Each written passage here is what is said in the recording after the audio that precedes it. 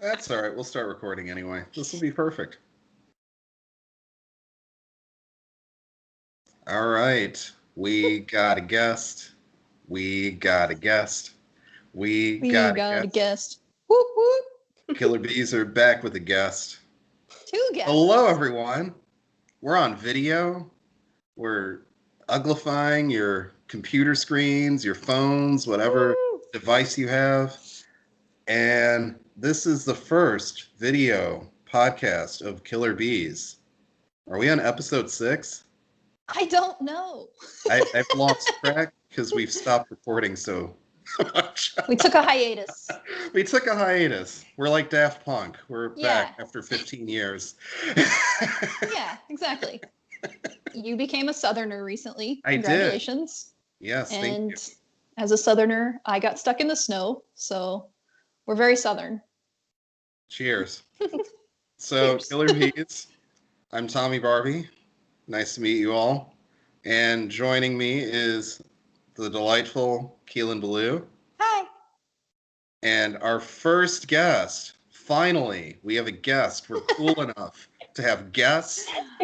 Take that Northside podcast. Yeah. At you. The lovely, incomparable Chrystal O'Keefe is joining us.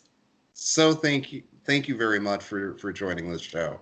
Thank you, Chrystal. A former bee on the show, as my maiden name started with a B. So I feel right at home with you guys. Whoop, whoop. Good. So many bees. We're all bees here. We're all bees, yes. I've called that so many times. It's fine.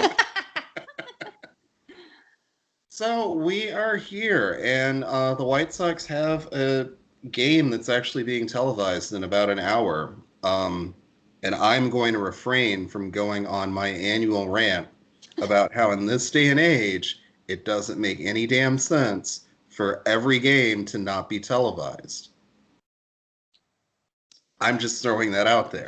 But that being said, how do you all feel about the current status of the White Sox? Are you excited? Meh? Not so great? How are we feeling? I mean, it's spring training, so it doesn't matter at all. But I was excited yesterday that they actually won a game because these ties are the most obnoxious thing in the world. So shout out to Colleen for not writing about them yesterday. That's the only reason why. Finally. Love you, Colleen. Yeah. I was surprised too like you said, it doesn't matter, but with the lineup, I was like, okay, here we go. We're doing it. Sorry, I have cat interference. That's okay. I feel like I'm watching a Tony La Russa post-game show right now. Whoa! Yeah, we have this is gonna just happen throughout. I think she kind of just does her own thing. So here's our fourth bee today. The biggest bee, quite frankly. Yeah, I heard that that one was harassing your other animals of the house last night. Yeah, she just sprints around and meows a lot and will like jump on the headboard and sometimes fall and like scratch face. And then as soon as I start waking up, she's like, okay, I'm gonna go away now and sleep. So, boop, you're a jerk. Anyway, I'm sorry. Like we were saying, spring training. This is going well so far. No, we're good. No, I mean, I know spring training doesn't matter, but usually, historically, that's where you tend to find offenses doing well and the pitching struggling. And this year it's been the total opposite. So given how well the offense did last year, I have to admit I was a little bit concerned that the bats haven't really gotten going yet. But you know, the pitching doing well is always a good thing. It was nice seeing Ronaldo Lopez, hopefully on the right track for the 500th time. But I was thinking about him in particular because I'm like, now that he doesn't have to deal with the doghouse this year, he might do a lot better because it wasn't good between him and Ricky Renteria last year, and I'm glad that he's in a better situation now, but I just hope that he actually takes advantage of that. Yeah, it seems like a lot of those pitchers, it's kind of like a fresh start, like him and Rodon, and hopefully that will be good mentally for them. And yeah, it'll be a really good fresh start.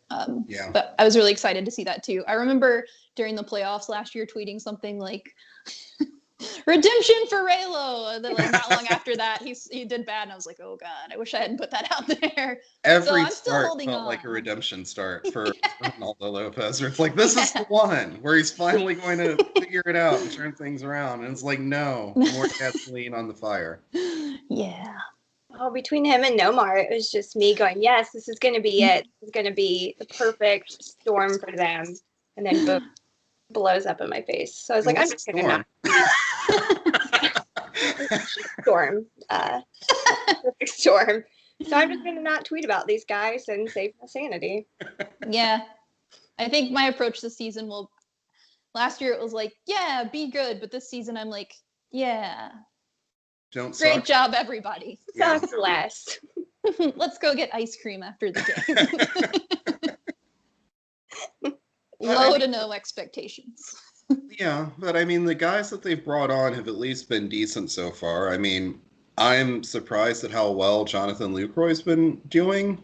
I thought his career, frankly, ended about 5 years ago. So to see him even making consistent contact is a good sign.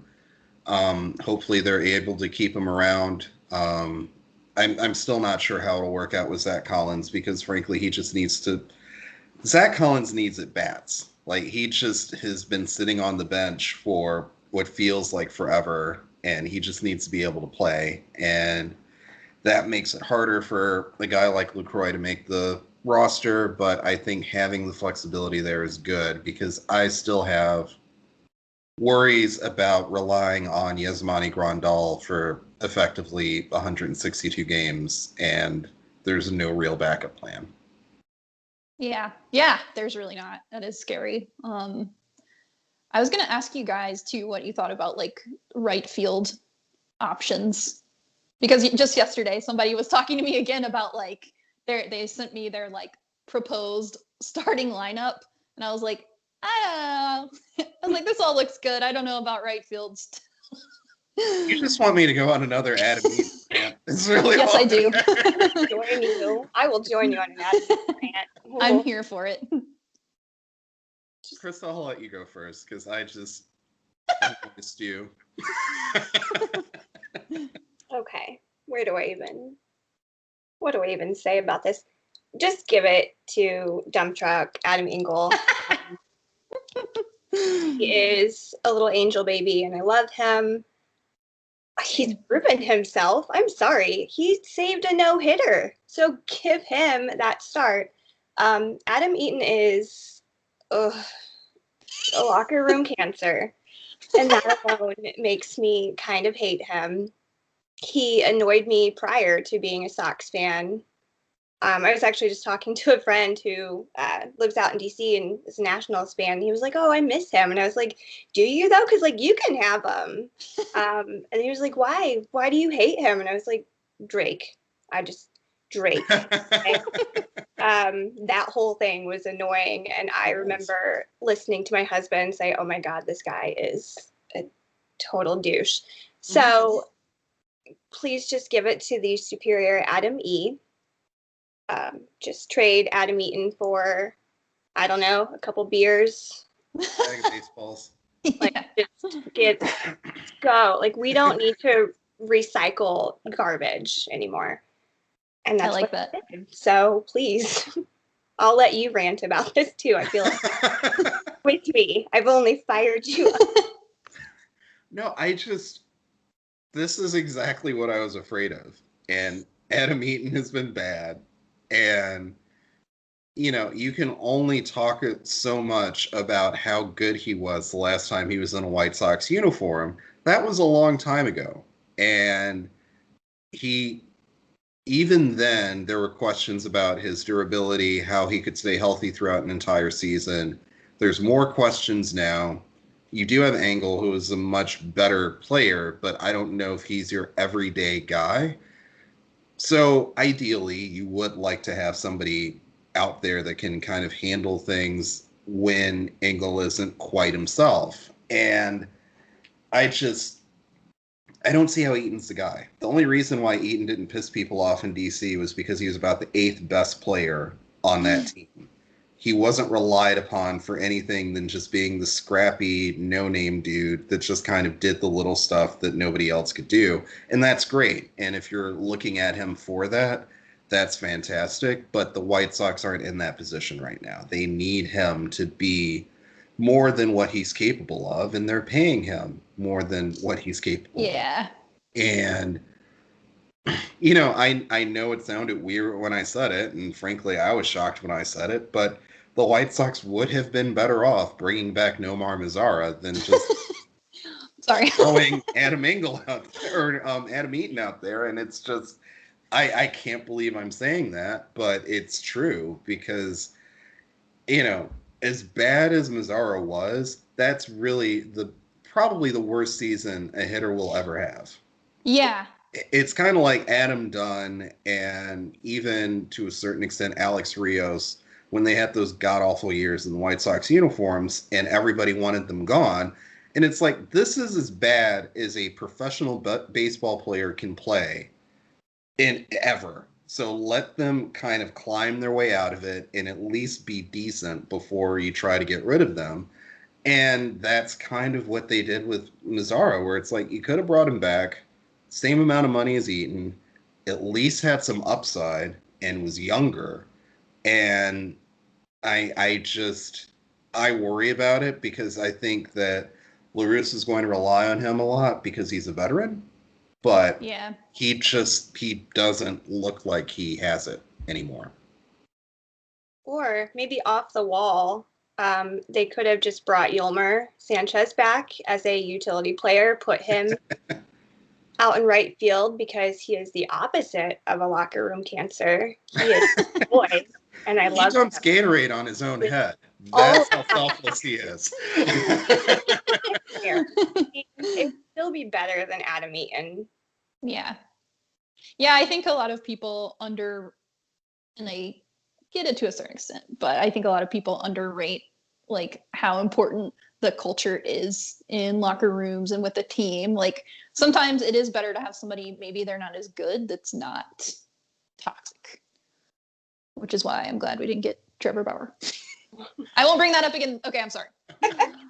This is not a podcast about him. I just have this visceral reaction. Yeah, I mean, I'm only glad he brought him up because of that stupid ESPN thing with his agent.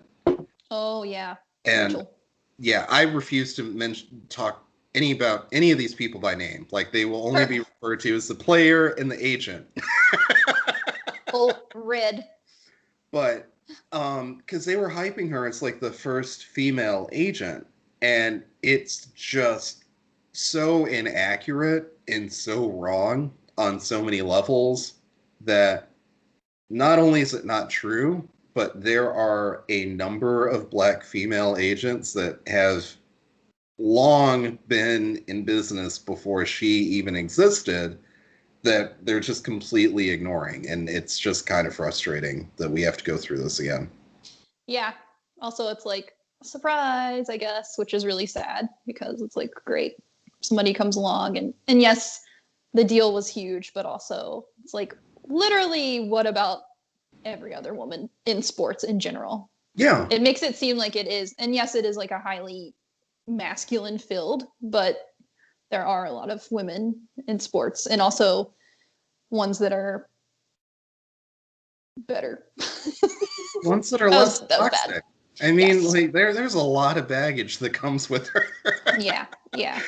So, I mean, I'm glad that she got the deal for him and all that stuff, but I just, Yeah. Careful, she's got eyes and ears everywhere. She'll block you. You are blocked by her, aren't you? Finally got to join the club. I'm not significant enough to get blocked yet, so. I don't know what the last straw was, which makes me really sad. I don't know what I did. She was like, you know what? Screw this girl. That's what I was going to ask you, Chrystal. I was like, was there a specific tweet or something that got you blocked? Or I made fun of her. Someone had retweeted her, and I made fun of her. And I retweeted something about her, defending some dirtbag players, but I don't know. I'll never know. I'll just wear it like a badge of honor, though. I'm a little jealous. I'm like, hey. I'm going to print it and frame it, put #girlboss. It's amazing. Yeah. Get a little cross-stitch girl boss. It's amazing, nice. And I love it. Congratulations on that. Yeah, really. I think because I don't mention either of them by name, I just kind of fly under the radar.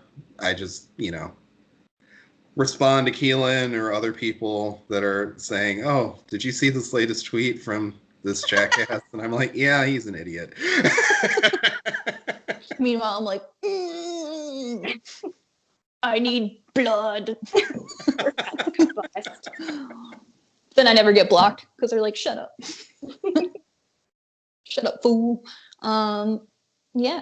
So, Chrystal, I was curious. I think most people that listen to us, but maybe not everybody, know that you were formerly a Cubs fan.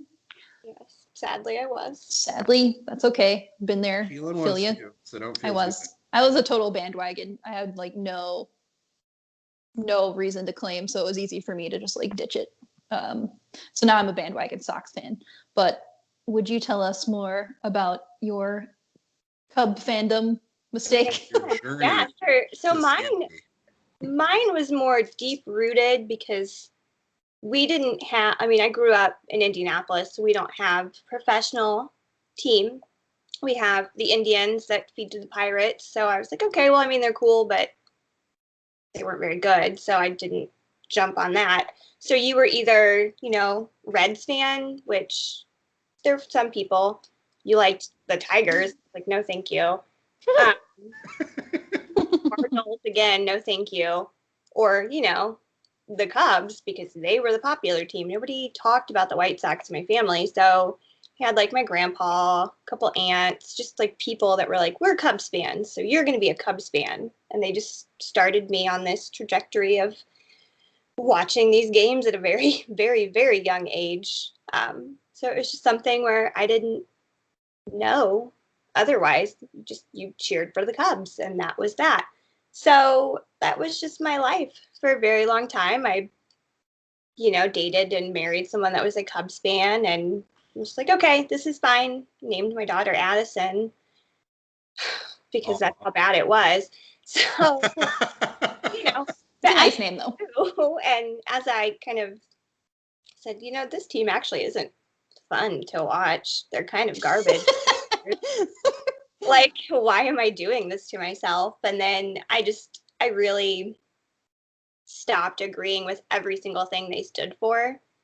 And then, as soon as they had Chapman on their team, the whole domestic violence angle, something I really, really advocate against and do a lot of things for. I wrote a book about a domestic violence victim that I lost and gave all of the money back to domestic violence charities. So I was like, I can't do this. Like, this is too much. Like, the mental gymnastics I have to take to support a team that lets abusers. And then they had Daniel Murphy, who's kind of, known homophobic. And I was like, well, I am bi. I'm not going to sit here and say, hey, yeah, you hate people like me. That's cool. So it was just, it got to a point where it was just too much for me to just let it slide and support this team, and then support a team that gave so much money to the GOP and supported Trump. And I was like, I physically can't do this anymore. Like, it's draining. So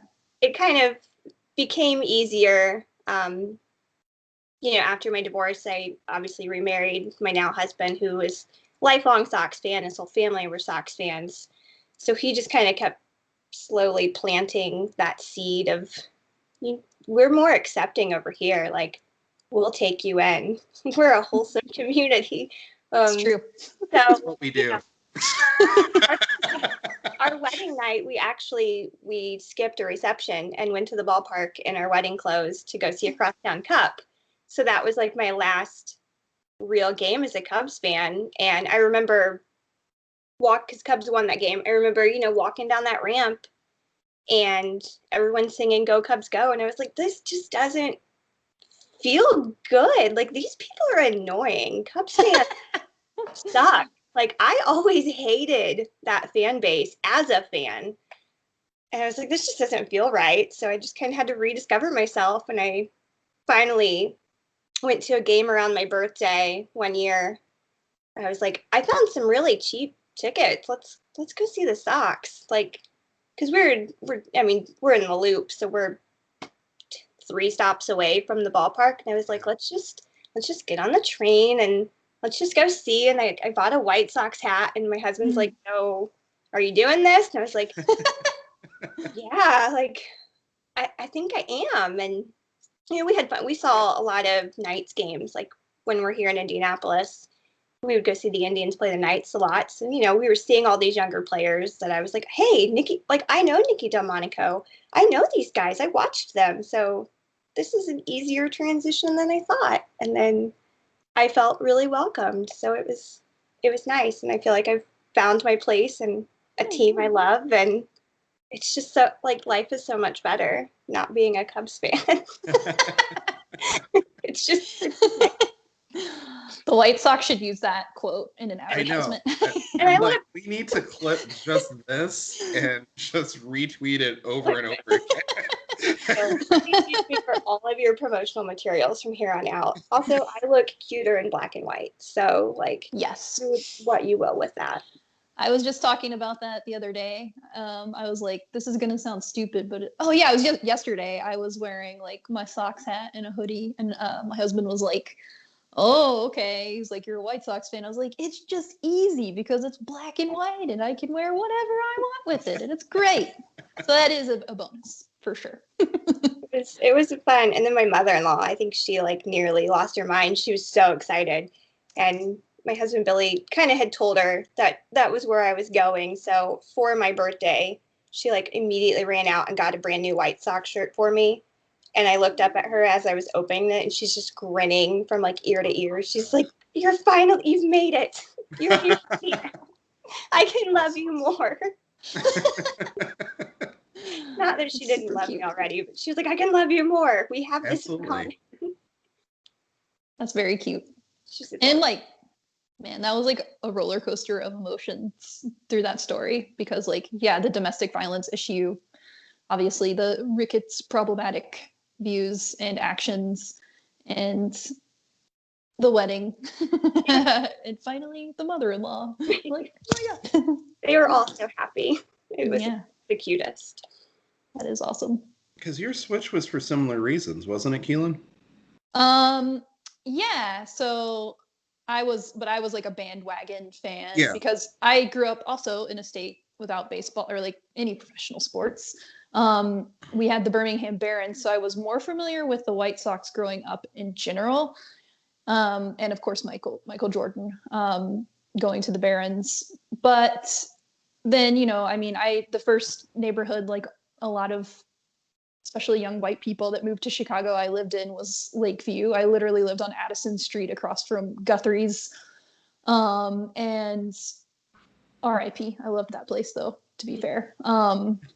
But I think living there, you're in the madness, and that's not that fun. But also I was like younger and I was like, this is fine. But then I actually moved to Nebraska for a few months because my husband got a job there. So I lived there while obviously Ricketts is governor. And I was like, this guy's terrible. And, and so I think just like learning about their family. And then when we moved back to Chicago, I lived again in Lakeview again. And after that last time living in Lakeview, part of it was like, I'm getting too old for this. And then just like, yeah, the fans were kind of obnoxious, especially living in the neighborhood. And yeah, like domestic violence issues. And and other stuff, I was like, I don't feel this anymore. And I think there were several times I talked to Tommy and I was like, what if I become a White Sox fan? I just switched, and he was always like very welcoming and nice about it. And he, like, you never pushed me, but you were always like, yeah, come on. Absolutely. Yeah. So, and I'd been to that park more anyway, because my brother's a Tigers fan. And we would always go to White Sox Tigers games together. So it was already like, that park's awesome. I like it better than Wrigley, which I feel like in some areas of Chicago is like sacrilege, but I was like, it's just a better park. Yeah. So yeah, I mean, it was an easy transition, and everybody is so welcoming and like friendly. It's good, because even being a Cubs fan at times, I was like, you don't get like the same family feeling, I feel like. Absolutely.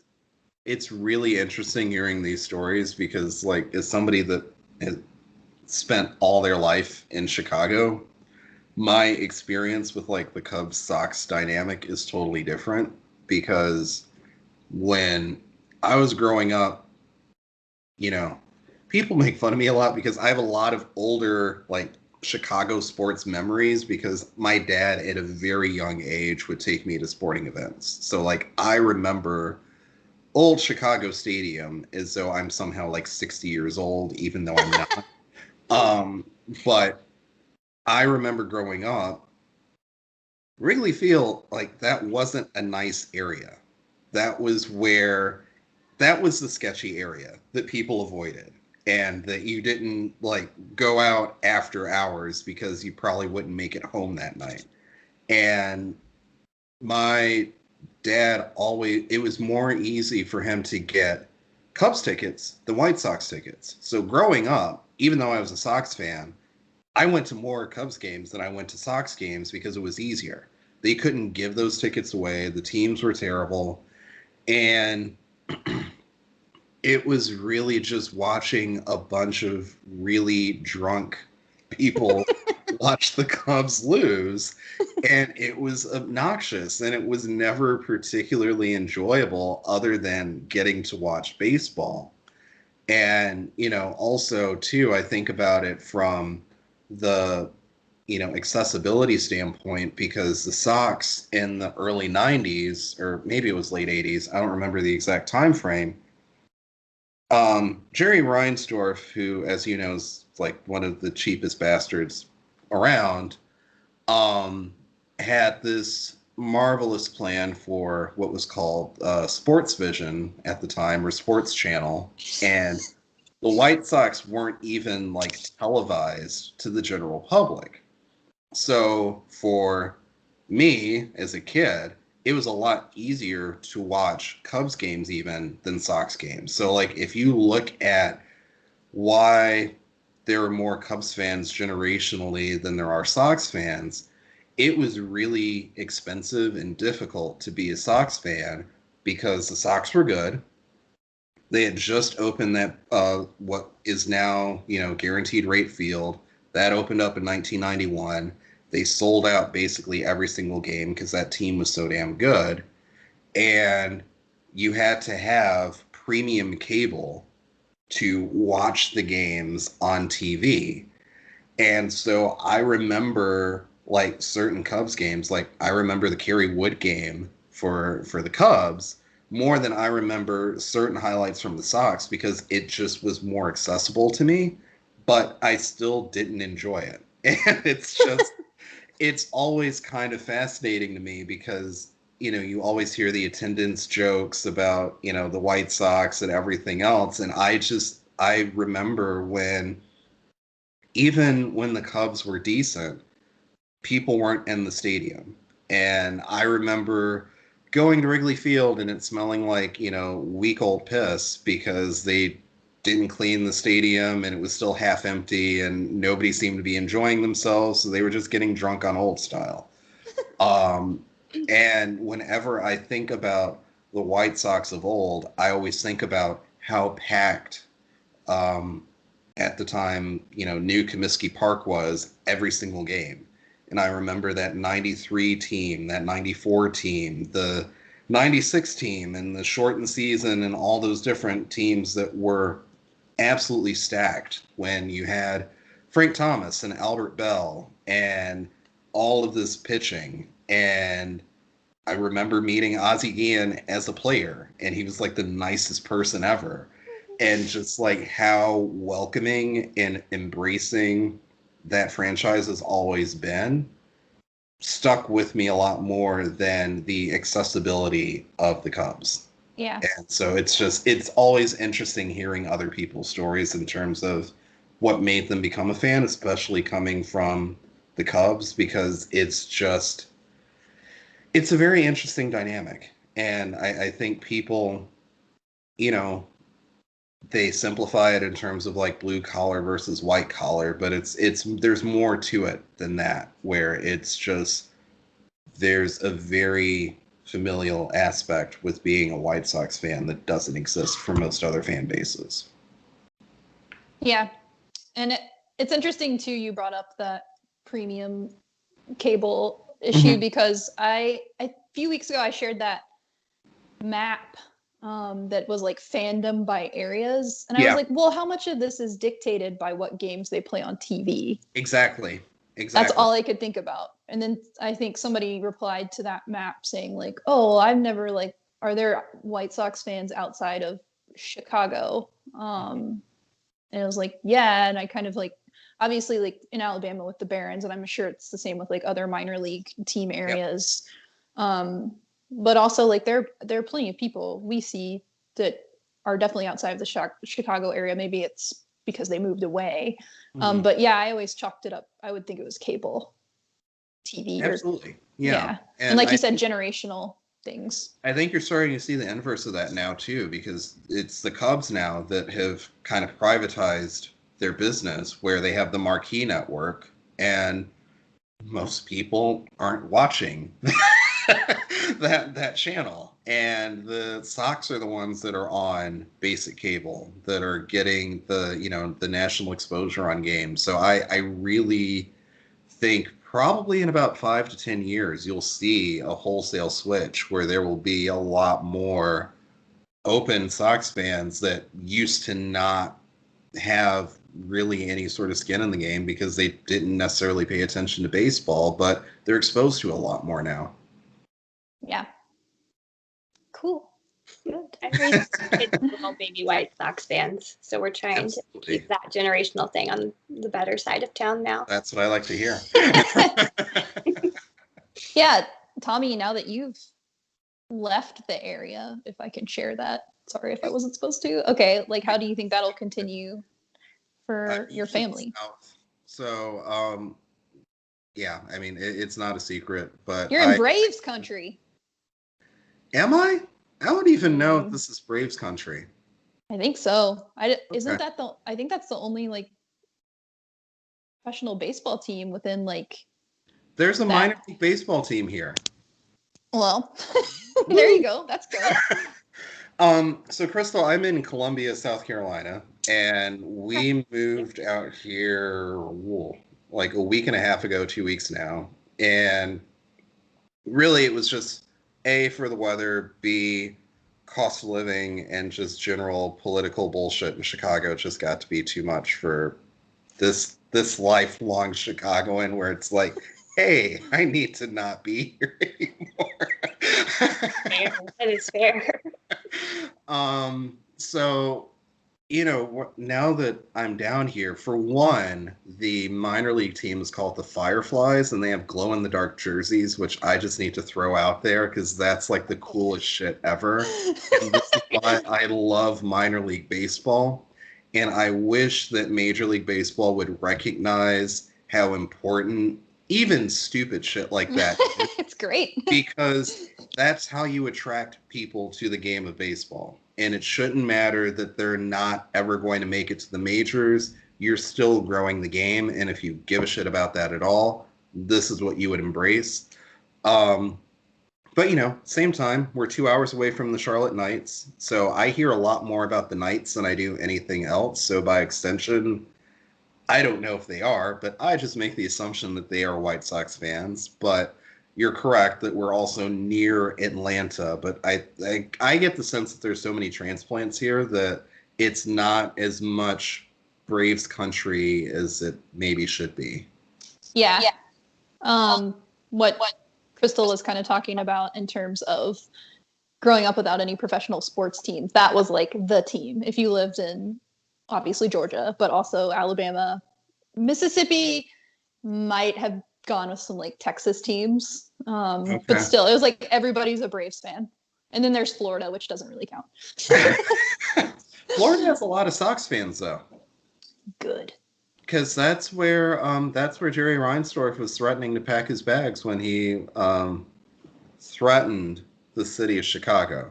And I say that in air quotes because his threat was to move the White Sox to Sarasota, which just saying that out loud makes me laugh. But that was his threat, was that the Sarasota Sox were going to be a thing, and that they had bought and signed off on the stadium that he was going to move the Sox to unless Daly ponied up the dollars to give him the stadium he wanted. Jeez. He won, so, worked out, but it was just, I still think it's funny that it's like, really? Sarasota? How many people are you going to get at a Sarasota Sox game? Also, I think a lot of people just retire. Yeah. Yeah. I try to avoid Florida at all costs. That would not have worked for me. Yeah, good old Sarasota Sox. Oh boy.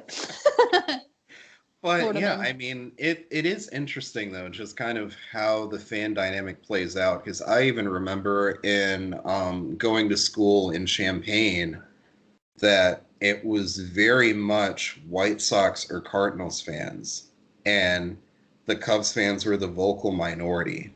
And that was kind of surprising to me because I always expected it to be like, oh, once you go far enough south, everybody's just a Cardinals fan. But it was a very interesting dynamic.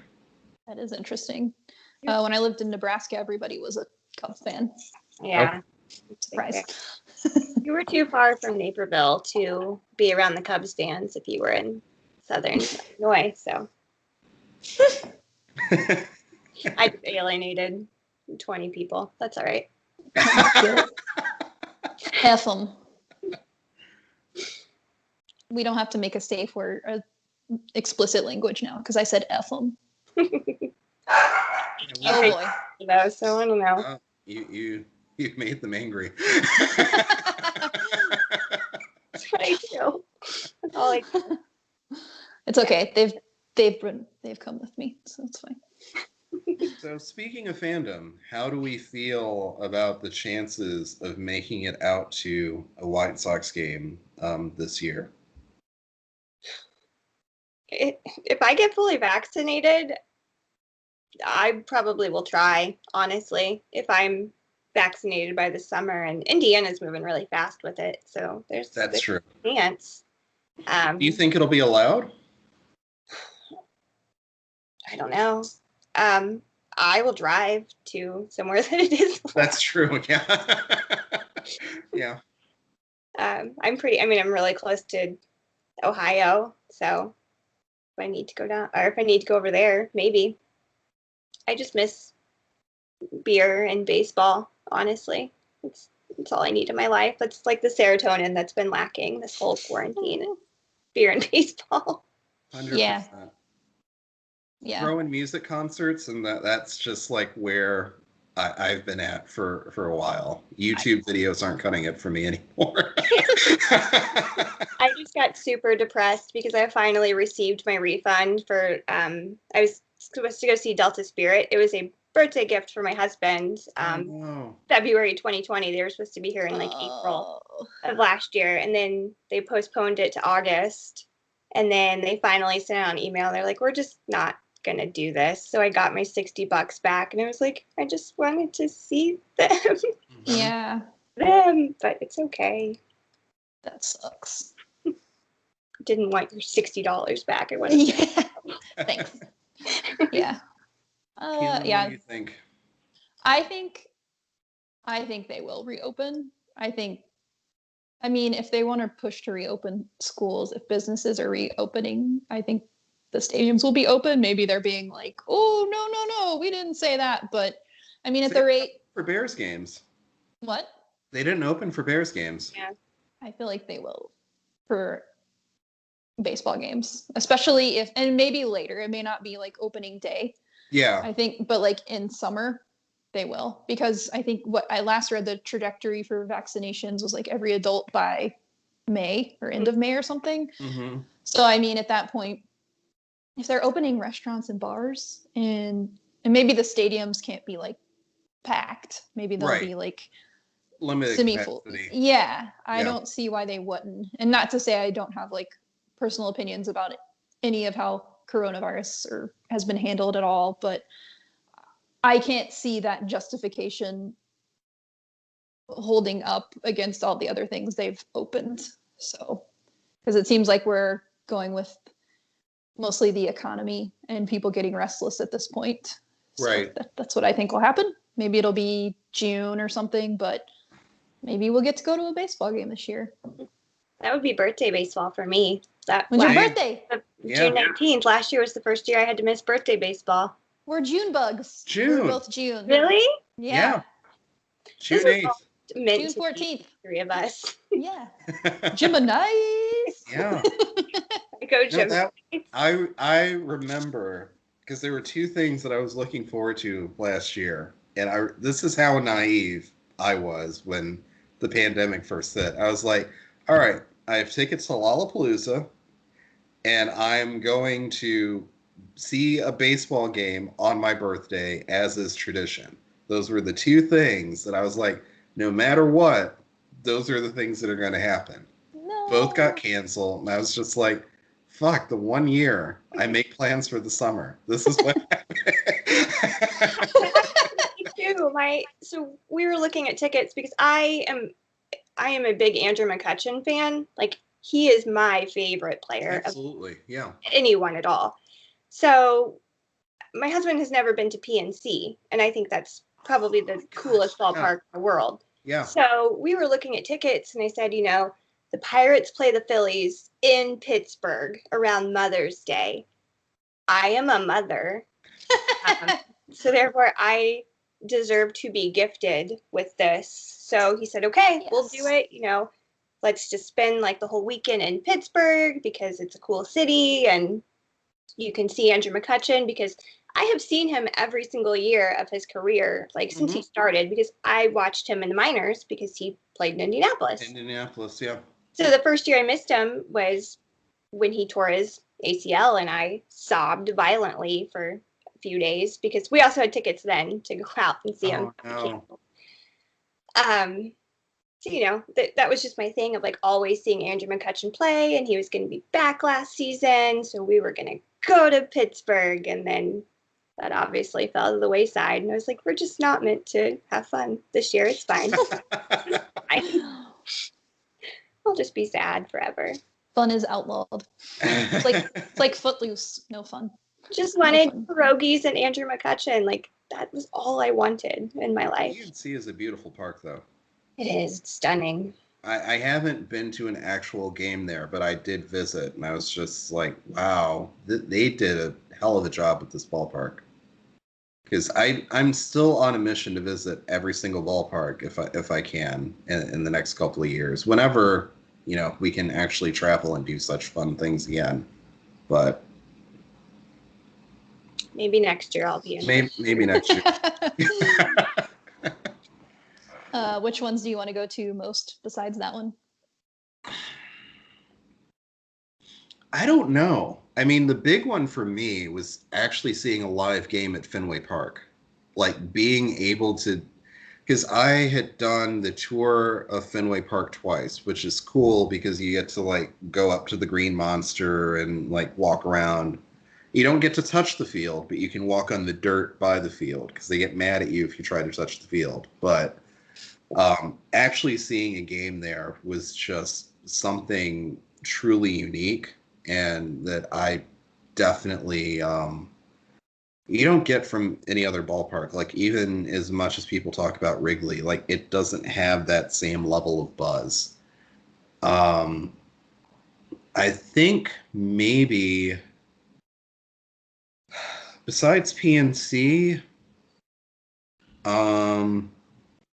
It's an odd choice, but I've actually heard really, really good things about Detroit Stadium, and I would like to visit there. It's pretty good. Yeah. There's like that whole like outfield like amusement park type theme going on there that I think is really cool. Yeah. They have a lot of, this is gonna sound really corny, but like not corny, just weird. One of the reasons I liked it is because when I went, it was really hot and they had like frozen alcoholic beverages, which I was like, hell yeah.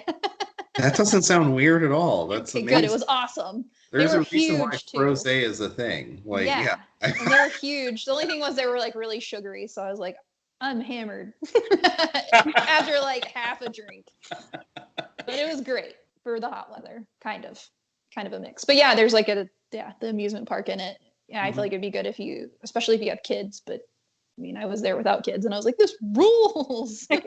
And the big like the tigers. Yeah, it's pretty cool. Yeah. And I've heard really good things about Cincinnati's ballpark too. Yeah, Great America's that's really neat because being in such close proximity to it, I spent a lot of time there at any baseball games growing up. Yeah, that ballpark is cool. I hate to admit it as much as I don't really care for the Reds, but like, yeah, I loved it there. They also had cherry Coke, and most ballparks don't have that, so that's a pretty big deal. I was so excited. That is awesome. I didn't even drink that night. We got drunk after, but I was like, they have cherry Coke, Nicole. And I was like, yes, this is the best day ever. Yeah. The food and drink really stands out a lot whenever I go most places, which is probably another reason I became a Sox fan, because I was like, this is amazing. All the food here is great. And I think that's like the hidden subtext to that recent report that came out that said Sox fans drink more at games than any other fandom. So I was like, have you seen our beer selection? Yes, we drink more. Like, these are beers that you can't get anywhere else. Of course we do. And it's cheap. Like, it's not like Wrigley Field where it's like, hey, $50 for a Miller Lite or a Bud Light. Yeah, and then at Wrigley, I mean, you're so smashed in there, and the lines are crazy. Crazy. Yeah, anyway. There's just beer everywhere. It's great. Because I remember, it was a rain delayed game, and we got tickets in the bleachers. So since it was raining, we're like, all right, let's go to the Craft Cave. The line for the Craft Cave was so long that I finished a beer and got a second beer, and I hadn't even checked out yet. And I'm like, this is going to be my life. Like, I'm just going to be hammered before the game even starts, because everybody's down here, and you have all these coolers of beer that's just like, oh, I want to try that. I want to try that. I want to try that. That sounds That's wonderful. the thing I miss. Like, all the beer and the brats and the, all the food options. I miss the churros the most. The churros too, yeah. I made them, homemade churros. I made them last year for opening day, and I decorated my house. Like, oh my gosh, that's awesome. We put the game. I want to do that. Yeah. I just feel inspired right now. Ballpark food and these little mini churros, and they're so good. I even made little pinwheels and put them up like on the living room wall. And my husband was like, this is insane. Like, why are this creative? But you should have have it this year. Or you like just say thank you. Yeah, exactly. He knows. That's awesome. He knows how extra I can be when it comes to decorating for like any event. Like, I am an event planner, so he knows. That's awesome. You can come decorate my house. I'll help, but I'm not very crafty, but I appreciate crafts. I'm always like, that's so cool. I will bake and cook and decorate for you. It'll be fun. I'll pay you money or just company. Yeah. I'll buy the supplies. I'll just eat all of your food. I'll try to be helpful. I feel like you buy beer, I'll make churros. Okay, good. I feel like that's what it's like when I'm with my mom. I'm like, I'll help you. And she's like, no, just get out of the way. You're not helpful at all. Okay. What are you guys going to do for opening day? Do you have any plans? It's so late. I'm going to be half asleep. Yeah, I was going to say, like, I'm hoping that if this whole South Side Sox YouTube live thing works out, I really want to do just like a virtual party, because going through one, like, non-opening day, like, kind of by myself at home thing was hard enough. I don't think I can do 2 years in a row of that. Yeah. It is going to be late, though. I'm not looking forward to that late of a start time. Yeah. Especially being on East Coast time now. I'll just be like, all right, let me set the alarm. It'll be like when I was watching Korean baseball. It'll be like, all right, let me set the alarm. I'll wake up at 2 a.m. and I'll tune in. Yeah, hopefully we can just drink some coffee and hang out on the live. Exactly. Yeah. That's all I can ask for this year. I'll stay up, but I might get drunk. It's fine. It'll be fine. As you should. I'll be like, hi, guys. You are our future 108, entrant. So I believe in you. You're going to make it this year. Maybe all of us. I'm not cool enough. I know you're in for a fact. I'm on the fence. I'll probably be like the person that has to like fight for the 108 draft, and then I'll face off against like Janice and get like destroyed the first round. It's like, why did I even bother fighting for this? Like, it's not worth it. I mean, at least it would be a swift death. Yeah. Swift and peaceful, You're like, why? I don't even need to try. Just take me. Yeah, that's true. It's like, yeah. I also voted for the other person. Yeah. That's what I... I'm paying for her now. Yeah. It's like, just take her. It's fine. Exactly, yeah. Take the shining star. We all love her. They're just going to pit all of the, like, ladies of South Side Sox together in the first round, so it'll be a bloodbath. I don't think so. They were pretty good about spacing everyone out last time. Maybe. I would totally be a pacifist in that case. I'd be like, I'm not good at this stuff. I'd be like, no, I'm not going to promote myself very well. So you're not going to get like a cameo of like Scott Pitsetnik or some other random 05 Sox player that's like, hey, I am, enter name here. I'll just should vote for. I'm going to sell my own cameos. You're going to sell. I don't need a cameo. You can buy mine. I'll be like, hi. Happy birthday to your grandma. So she has no idea who I am, and why would she? But that's okay. She doesn't care, but here I am anyway. Yeah. At least if I do it, I could just pretend to be like other, black actors or musicians that like people just don't know. It's like, hi, I'm Lionel Richie. I would buy your cameo. I love it. I would totally buy that. I'm Denzel Washington. This is John Legend, and I support you for the 108. Okay. This is a true story. When I was in college, because I had like a mini fro puff happening in college, and you're nodding your head because you know this already. There were so many people that said I looked like John Legend in college, and I was like, I don't. Here's your chance to shine. You can catfish the unknown. Right, exactly. Just put me behind a piano, I think it's your eyes. Well, besides the fact that you're black, but also the eyes. You're black and you have eyes. Yeah. Hey, you have teeth and smile. When I used to get Paris Hilton a lot when I was in college. Thank you. Yeah, and I was always like, I don't know. My hair was a lot blonder, but other than that, I know. Like, but I feel like that's like that. You're tall and skinny and blonde, therefore you look like Paris Hilton? Exactly. I remember driving my car. I was in New Orleans and driving my car, and some man was like, roll down your window. And I was like, oh, God. And I thought something was like wrong with my car. It was on Canal Street, so it was kind of busy, so I wasn't too worried. I was like, what? And he was like, you look like Paris Hilton. Oh, my gosh. I'm kind of offended.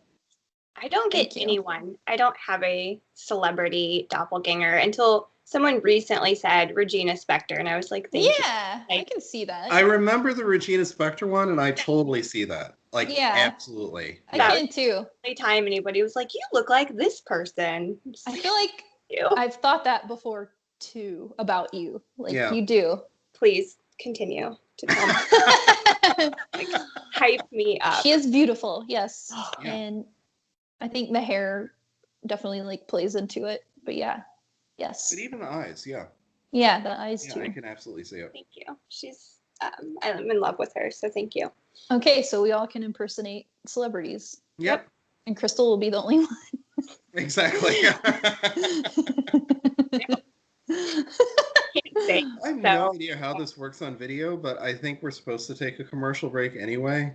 And I don't know how that works, but we're going to pretend to take a commercial break. So cheers. And this is usually when Keelin and I impersonate Michael McDonald. I do enjoy that segment. Appreciate it. Do it, Tommy. You do it first. I do it first? Why? You have, because it's your time to go.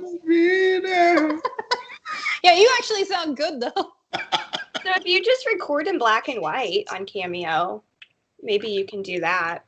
There we go. You could be him. I'll just be in the shadows. And I'll just be like, hello, I'm Michael McDonald. Just get some like really light foundation. Yeah. I'm here to sponsor Tommy for 108 tournament.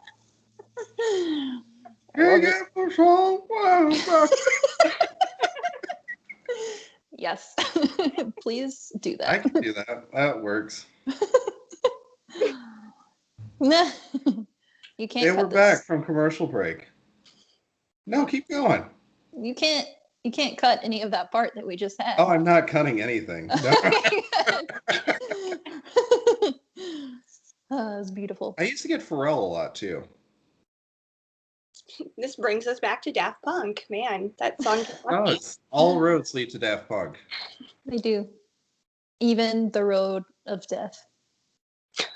Wow. R.I.P.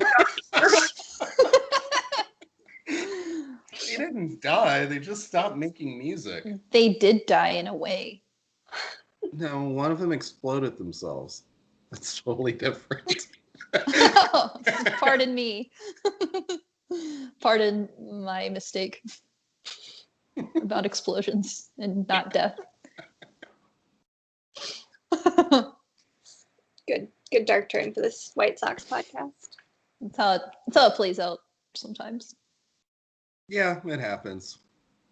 Yeah. It takes us a minute to get back into it. Yeah, we're like, ugh. So, Chrystal, have you been writing any pieces lately for South Side Sox or other publications? I have. I need to get back into South Side Sox writing. I've been behind on that. Sorry, Brett. Poor Brett. He's like, can you just participate, please? Like, can you pretend like you do something? Yeah. Like, I'm sorry. Quit sounding like idiots on a podcast and do something. But no, I do plan to do a lot more this season with Southside Sox, and I've been working with Overtime Heroics. Actually, right before this, I started a piece about 3 players I think will have a bounce back season, and it'll probably be boring because it's probably just going to be all of these pitchers really sucked last year, so no one else did despite having COVID. Moncada didn't even suck, so yeah, been working on that. Kind of sucked. Let's be honest. Like he kind of sucked.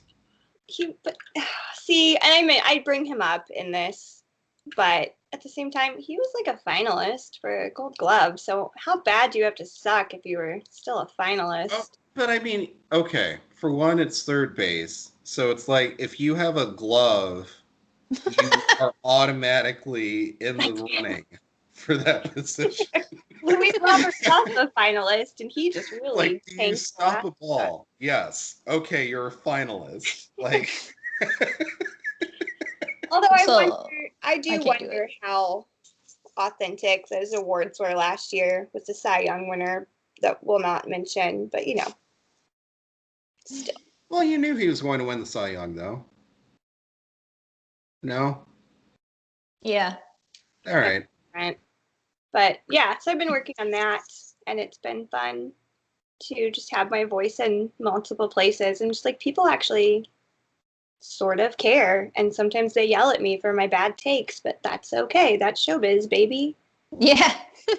I love that. I don't even think you have bad takes. Like, that's why I think it's funny that people get so irrationally mad about the things that you say, because I'm like, none of this is controversial. Like, I think some people just like to be mad. Take where I was like, whoa, Crystal's really putting herself out there by saying that. Yeah, I got flamed when I wrote about Tony La Russa. But I know. Well, I feel like that's like not, it's like a divisive thing. I'm it sorry. It shouldn't be, though. Like, it's just like, especially when you wrote that article, it should have been the pulse of 99% of the White Sox fan base, and the 1% should have been the people that were fine with it because they remember the good old days when La Russa was good and had a computer game named after him, but not necessarily like, which is what you got, and I could not understand why, because I'm like, none of this follows any sort of logical pattern that people should be okay with. Welcome to the internet. But well, yeah, I know. My voice counts. Though, it's still good press. It got me views. So honestly, if you want to yell at me, that's fine. Just share the article with your friends about how angry you are and how I'm an idiot, and it's cool. Yeah. I'll take it because I'm not afraid of anybody, and I'm gonna stick up for myself. Hell yeah. But it just blew my mind because I was like, I can't believe Tony La Russa found this many people on Twitter to support him, and that was just like I was surprised by it, but yeah. Well, and I think too, people are so focused on winning. I mean, we've talked about this in the past, and they're equating winning with like, oh, well, he's won like what 3 other rings. It's like, okay, but when was the last 30 one? years ago. Like, yeah. Well, and like, okay, not that long ago, but also like, yeah. Even if somebody does, it's like we're talking about 2 different issues here too. Like winning, yes, okay, sure. To your point, Tommy, that was a while ago, but also like the other issue of like personality. Yeah. But I posted an article recently that was, I think it was in the Trib, where somebody was talking about like a lack of charismatic leadership from coaches, and I was like, but that's like another issue. Like, I don't know, and it's like all these different facets that people focus on, and it's like I don't know what we're looking for. Preferably not somebody that's a drunk driver, but he's more charismatic, so it's not a good comparison. But for shits and giggles, if John Madden were to come out of retirement and coach the Chicago Bears, everyone would lose their shit. But John Madden was just as successful as Tony La Russa and just as revolutionary during the same time frame. And it's like, if you are okay with one, you should be okay with the other.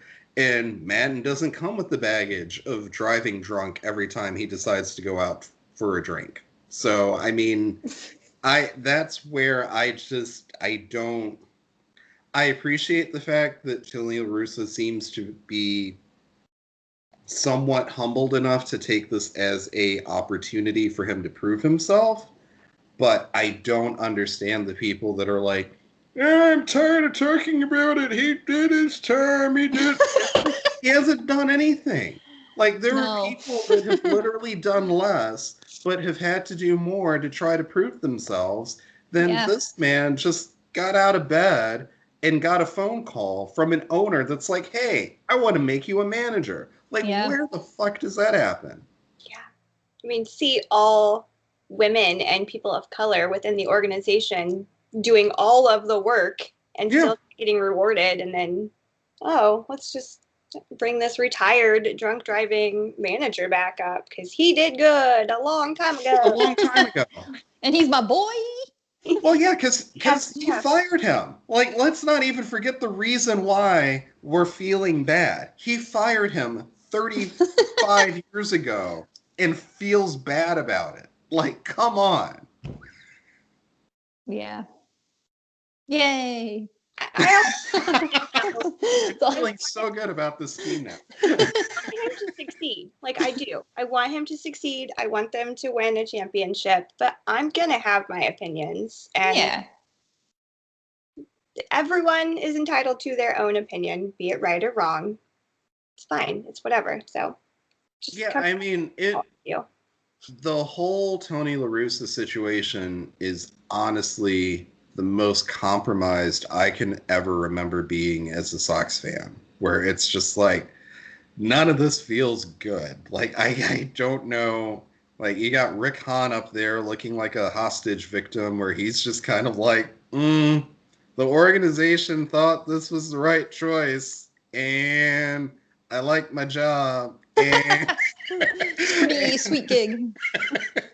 And it's not like I would, he was going to get Stewart if he had hired AJ Hinch, and I get that. But that would have made more sense than bringing somebody out of retirement that doesn't seem to still have a feel for the game. And I honestly think it'll work out because they surrounded La Russa with such strong coaches. Yeah. Like, I think we should definitely not underestimate the influence that the coaches have on how things are going, because Menachino, Katz, and, they're all getting a lot more input and influence than most coaches do. And I think that's part of the reason why, is because they're looking at it as, here's La Russa's opportunity to just kind of manage things from a very high level, but he's not in an active coaching role the way that most managers would be. Yeah. Yeah, I agree. That's one reason it's kind of like, I think it sucks, but for me, it's been easier to, well, obviously if he does something again, it's going to be. Oh yeah, if he does something again, that's. Well, and gets caught or it's publicized. Like, who knows at this point? Yeah. It has been covered up, but also what will be. So I hope not. And also his responses as far as being like Hall of Fame favorite baseball person, like, I mean, that he obviously, when he says things like that, it's like, do you care? Like, or if a way for us to know. Or if Tim Anderson does a bat flip, and it's like, oh, is this going to be controversial? Because, oh, nice. Look at that. My Let the Kids Play Tim Anderson shirt. The irony of that shirt, because we want the kids to play until they play the way that we don't want them to, and then we get angry and throw baseballs at them. Yeah. So, I mean, really, if I have to hear Tony La Russa one more time talk about, like, the sincerity of actions, I will flip a table over. But it doesn't seem like, I don't get the sense that Tim Anderson's going to stop flipping. I mean, he's more spicy. I love it. Yeah. It's great. I mean, he hasn't done anything, like, even last year he didn't flip the bat once. So, I mean, he hasn't been that brash on the field. It's been more off the field, but it seems like every player has been able to kind of maintain their edge or competitive nature and has been, celebrated for that. Even Kopech seems to have really taken to the bullpen, which I'm just shocked by, because I thought he was going to bitch his way into the rotation, because he before last year, when they talked about him starting in the bullpen, he was so adamant about being a starter. I just really assumed that he was going to force his way in. Maybe it's a dad energy. Yeah. He's like, oh man, I got to keep my job. I kind of like him though, where he's at now. Yeah, No, I definitely, like, before the season started, I was like, or I know the season hasn't started, but before spring training started, I was like, I don't know. But yeah, so far it's like, okay. No, the team has taken a shape that I think is kind of the best case scenario, because a lot of questions that I had around the end of the rotation, Kopech, Rodon, even Lopez, like if you have those guys tucked away and you're using them in relief roles, or you have openers and closers for your fifth starter instead of a true fifth starting pitcher, okay, all of that works to the advantage of the guys that they have. I still think it comes down to how much depth does the team have, and what is available on the pipeline when Eloy runs into a wall, or Adam Eaton sneezes and goes on the DL for a month. Like, what does that look like then when things start falling apart? Yeah, because that was like one of the worst things last year. Well, through the season, but then, and it was even an abbreviated season. Now it's like, you have the long one, so it is like season now. Yeah, so it's going to be way different. It is, and that's one reason I think it's hard to, even though I feel like generally positive, it is hard to be like, well, most of these guys, like, we haven't even seen most of these guys play together for a full season, or just see what they're capable of, because you have Robert, Madrigal, who played well in a shortened season, but 162 games is a totally different animal, and how are they going to respond to that? Yeah, absolutely. My only fear is someone not staying healthy and it just completely dismantling every single thing they just built that season. Is there a player that you're more afraid of than others? Yasmani Grandal. Okay, that's fair. That's the one that, if he's out, that's what worries me the most, because we don't know how anyone else is going to be as a backup catcher, because Zach Collins hasn't exactly proven his worth, in my opinion, at least. So he's the one that scares me the most if he's injured or just out for an extended period. Yeah, no, I think that's a good point, because Collins seems to be more comfortable catching than I would expect, but at the same time, he hasn't done any, like, he hasn't been in a pressure situation. Like, even with Renteria, like, he always made sure that if Collins was catching, it was like day two, like the second game of a doubleheader with a minor league pitcher where none of the starters were playing. And it was just kind of like, all right, kid, go out there and catch the ball. Don't worry about calling a game. I worry about that for that reason. That's why I think that, having Lucroy in the back pocket is helpful. Because catchers, I mean, you're looking at probably 100, 120 games max out of Grandal as a starter. But it's, and then you'll have people that are chiming for Yerman Mercedes too, that looks great as long as a curveball is not being thrown and he isn't catching a baseball. I'd probably rather see him in right field than behind the plate. I don't know if you guys watched that video when Tim Anderson was mic'd up and he was like, it's like, you look like you're not a Mercedes, you look like a Buick. And I was like, oh. Yeah, it's true though. Amazing. I mean, honestly though, here's my bold prediction. I saved it for the, 1 hour and 15 minutes in, but here we go. I think Micker Adolfo will end up making an impact on the Major League roster this year. Well, that is bold. Because I look at the outfield depth that is non-existent, and I could see a situation where if Micker gets hot that first month in May, once minor league baseball starts, Adam Eaton continues to Adam Eaton and kind of exist on for no reason. I could see a situation where he may end up having some meaningful at bats. Now, does that bode well for the White Sox? Probably not, but I could see that happening. Do you have any bold predictions? Or Chrystal, do you have any? I'm trying to think. Bold. My bold prediction is that Nick Madrigal is going to also have a very heavy but amazing impact this year. I am going to completely stan him once again this year. Yeah, he's going to be great. That's my bold prediction. I stand him as long as he stops running into outs. Yeah.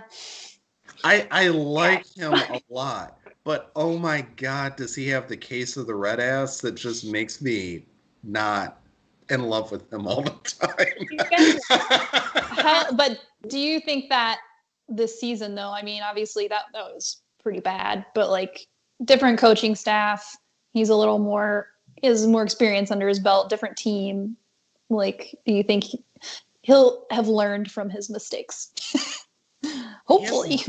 I mean, he hasn't. Go ahead. Sorry. Oh, I was gonna say, I think they really did need a refresh, and this new coaching staff is going to help. And I think a lot of those things that were just awful last year, they're going to try to fine tune, and I think he'll be a lot better. I mean, we've seen improvements with Dylan Cease.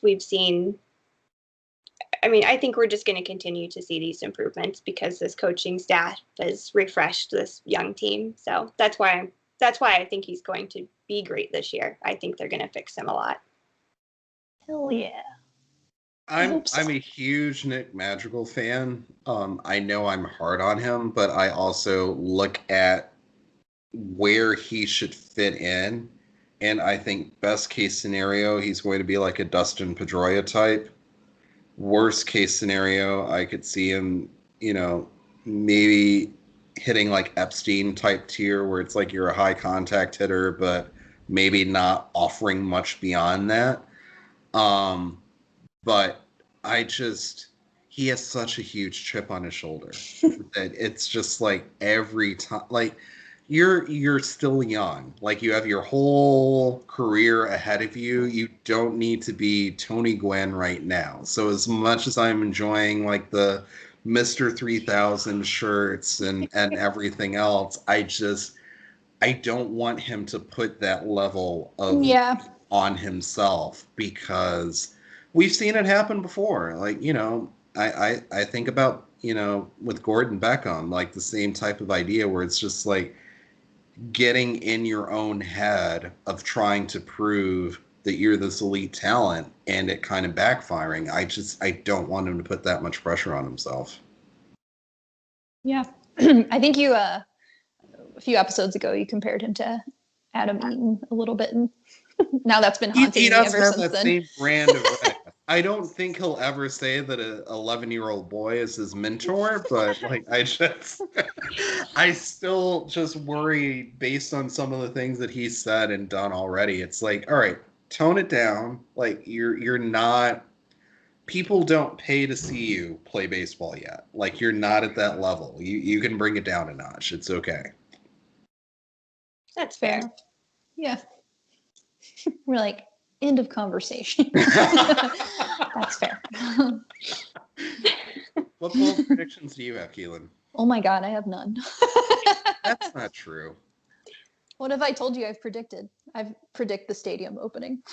I don't know. Again, I don't know that I have. I think they'll be okay because, like what you both have brought up, the staffing changes. I do think they'll run out of gas a little bit with the longer season. So I feel like, Luis, he'll kind of poop out a little bit, but maybe it seems like he's had a bit of a slow-ish start too this year. So hopefully he's not having like a sophomore slump. Yeah, exactly. Yeah. I'm not predicting that, but like worried about that. And then mainly I'm going to keep standing Adam Engel. I have too much faith in him. Okay. But I don't know. I hope Yeah, for left and right field, those are both covered because we didn't really ever solve those problems. So it's just going to be interesting to see. That's why I don't predict anything, because I'm like, I honestly have no idea. But yeah, if any one of these certain people get injured, we're screwed in quite a few areas. I don't feel as bad about pitching now. Luis Robert. I know one of the reasons why a lot of the predictive analysis for the White Sox was so low is because of the pitching. I actually think that'll be a strength. Yeah. Based on how LaRusse is going to use them. But I do have those same concerns around depth, where it's just like for every gain they're making over here, I feel like this is kind of like yeah. Well, I don't know. We were on a roll signing pitchers for a while, and we were like waiting for news to come out, which is great. So there is that there, which is nice because it was like stressful, especially like towards the end of the season, being like, oh God, who's going in? And then how long can they last? And then, yeah, that last game where it was like Crochet and Dane Dunning. And then I forgot who we even put in after that, but it was like, okay, there's pretty, like, what are we going to do now? Like, that was stressful, but it is interesting how many holes have still not been covered as far as depth. So yeah, I think that's obviously not a prediction, but for a longer season, like, it's a big deal. Yeah. And I mean, that's where, I think one of the interesting things that I think has come up in just kind of the narrative about the White Sox in general has been how much of the White Sox really done in terms of a rebuild. Like, did they just really press the reset button because they didn't like what Sale and Eaton were doing? And it was like, all right, we're shipping you away, and then we're going to do it our own way and bring you back in when we have an identity. But I look at guys like Blake Rutherford, a lot of those other outfielders that the White Sox have brought in that haven't done anything, and you're still seeing the gaps there. Like, if the Sox trade for an outfielder, that's a risk because you're probably giving up some of the key bullpen arms that are going to be crucial for this year. But then you look at the depth that's there really isn't a lot there, which is why I brought up Micker Adolfo, because it's just like, I don't know what else you have to really help offset the lack of depth if something happens. Yeah. Same. Which is why giving Adam Eaton $8 million was a bad idea. Fuck you for doing it. I feel like I'd kind of like healed and not gotten over it, but I was like not thinking about it as much. And now that we've talked about it again, I'm like, damn it. No, this is why I get uncontrollably angry whenever I think about Adam Eaton, because it's just like, you are making so much money to be not great at baseball, and now there are no other options because we invested all this money in you, and now we're screwed. Yeah. Yay. If he just finds a new young leader in the clubhouse, he'll have his power back. He'll be good again. Maybe it's like Jim Anderson's girls will be the new leaders. That would rule. I don't see that happening. I can see Adam Eaton now. I like their swag. I want to emulate their swag. Trying to think of who else is like young kids that could lead the White Sox into victory. I don't think anybody else brings their kids around the clubhouse as much as Drake LaRoche used to exist clubhouse. It's okay. It's good. It's probably a good thing. Yeah, I mean, I still think that's creepy and weird, but yeah, it's funny because one day on Reddit, somehow that story was like trending. It was like pretty far up. And my husband read it, and he doesn't like pay attention to baseball really. And he was like, I just read this about the White Sox. He was like, that's really weird. And I was like, yeah. It was a dark time. That's pretty weird. I mean, I still think it's funny because it was really, I think it was Jimmy Rollins that started the whole thing. And I always imagine how Jimmy Rollins must have felt he signed this contract. He's at the end of like his illustrious 16-year career. And he's like, yo, man, you got like a 12-year-old running the clubhouse? Like, this shit's weird. Like, you should probably stop. And I'm like, I'm sure there's no scenario where you imagine going out that way, where it's like, this is the club that you're riding with on your last contract. Like, this is what you have to work with. Huh? It happened. That was the same year as the whole cutting up the jerseys thing, right? Yeah, so that was just a dumpster fire year for him to be in that clubhouse. Wasn't that the same year that Samardzija and Sale tried to get into the Royals dugout to fight the players? I think so, yeah. It was a dark time. Yeah, I'm like, oh my God. Well, and I was pretty new into my relationship with my now husband, and I remember all of this coming out, and I'm like, what the hell is wrong? Like, I know my team has issues, but what is going on over there? Yeah, it's like coming on. That was a dark time. Yeah, coming on later, I'm like, what the fuck? It's interesting, but also like, if you guys went through that, then we're gonna be okay. Hiring this drunk coach. The worst is over. We'll be fine. I hope. I hope so. Fine. We have a guy that makes cool music and music videos wearing man rompers. I'm good. I think that we should all buy those and wear those on that live if it happens. I would love to. I'd do it. It looks comfortable.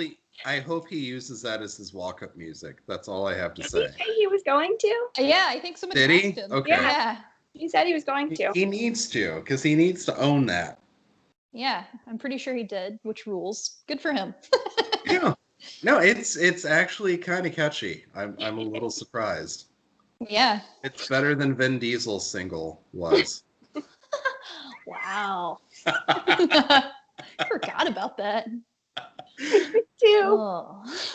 I wish I had never remembered it. Thanks, Tommy. Also better than Kim Kardashian's single. Also I don't even know if I know that, and I don't want to know it. So, you don't. What about Paris Hilton's song? That was a bop. It was good. So yeah. You did a great job with that. Yeah, you did Thank a you. good job. Yeah. I still get royalties. Oh, thank you.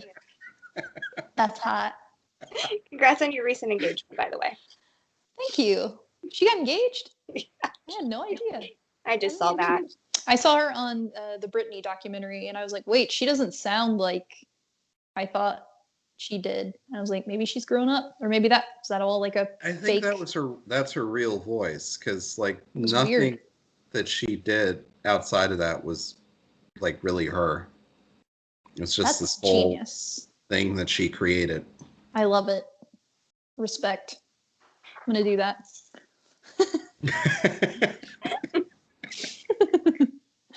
So I'm gonna start doing. Goodbye, everybody. It's not me anymore. And on that note, we will conclude this lovely, lovely podcast, videocast, whatever you want to call it. Chrystal, thank you. Yes, thank you so much. Thank you for letting me ruin your podcast. No, you enhanced it. You did so much better. Otherwise, yeah, we would have just spiraled and been like, "What are we talking about anymore?" You actually made us get structured. Be doing Michael McDonald impersonations. Only be celebrity impersonations if I had been here.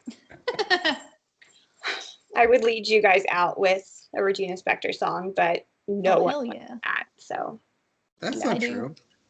Uh-oh, you just sign yourself up. Mr. Wendell can sing. Mr. Wendell, I have Hank here. Hank, say hello. Oh, hi, Hank. It's my son, Hankus. Okay, sorry. Goodbye, everybody. Have a good night, everybody. Bye. Enjoy the rest of the Sox game.